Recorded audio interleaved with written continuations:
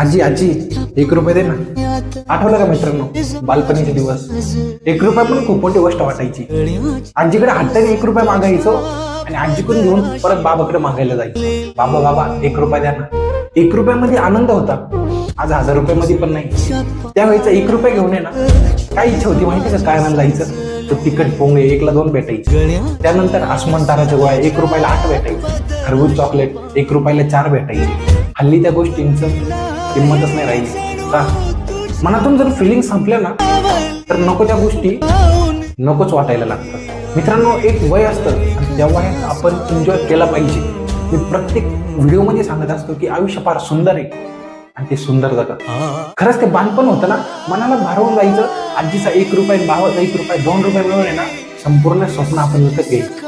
म्हणजेच आसमान तारा खरबूज चॉकलेट त्यानंतर तिखट पोंगा आणि सगळ्यात महत्वाचं म्हणजे माहिती का ते पेन्सिल आपली पाठीवरची पेन्सिल ज्या पेन्सिलने आपण आहे ना लिहायचो पाठीवर आणि त्या गोष्टी खरंच मनाला भागून जायच्या. आणि शेवटी पुन्हा एकदा सांगतो आठवणी त्या आठवणीच राहतात.